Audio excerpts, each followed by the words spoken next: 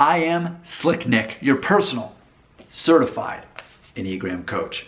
And I happen to be an Enneagram 7 with an 8 wing. I'm an enthusiast with that wing that's assertive. So I'm always high paced, getting stuff done, and I'm very assertive about it. But what are you? How are you going to know if you don't buy this book off of Amazon by clicking that link right there? I mean, you can take multiple tests online. There's a good chance you're not going to get the right answer. I took 4 different tests and one of them got it right. And that's not even the one I thought I was. So I love this book. It's very easy to understand and lots of pictures and diagrams. It's really cool. Lots of little comic book looking things in it too. So I accidentally invented this topic after I shot the last video as it came to me. Sometimes I make up topics as I'm going. It makes sense for an Enneagram 7 who's never stopping, right? But it came to me, there's a good chance that our wing is kind of maybe the biggest challenge of our own personality. That's what this video is about. And you might be discovering this for yourself. I'll give you an example. So clearly, I've already said it, and I say it in almost all videos, I am a 7, the enthusiast. And I have the 8 wing that's the challenger, the person who's assertive. So the 7 thing, that's the easy part of me. It's easy to like the 7 because I'm happy and I'm enthusiastic and we're having fun and I keep things interesting.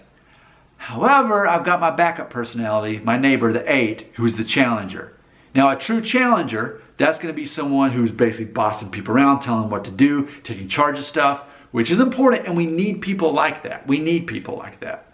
And that's a lot of who I am. It's not the forefront, but it is part of who I am. And I have learned, just in my own growth, and that's again what I love about Enneagram, is that it clearly provides a path of what you can improve on personally to become the best version of who you are. So for me, that 8 has to become more of a 2. That 8 side of me has to become more of a helper, someone who empathizes more with people. And I feel like I've definitely made progress in that.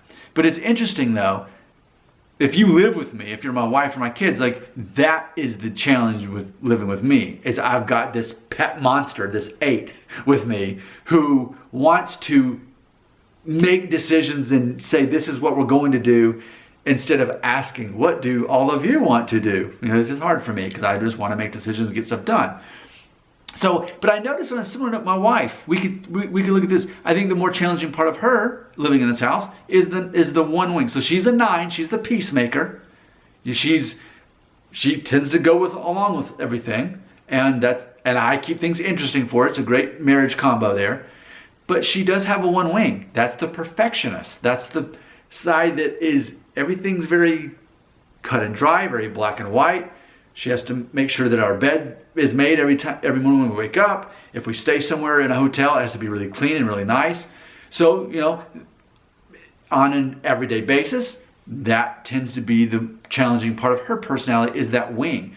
But as far as the 9, the peacemaker, well, it's easy to get along with someone who avoids conflict.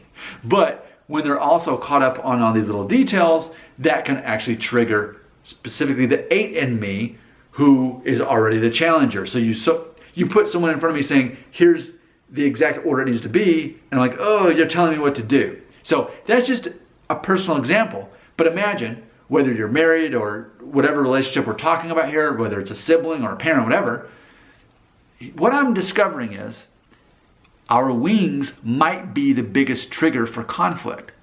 So I think I need to start focusing more on this. Our basic personality is probably the easy part to deal with, as other people are dealing with you and you're dealing with them. It's probably your wings that are getting yourself in the trouble. So like, right?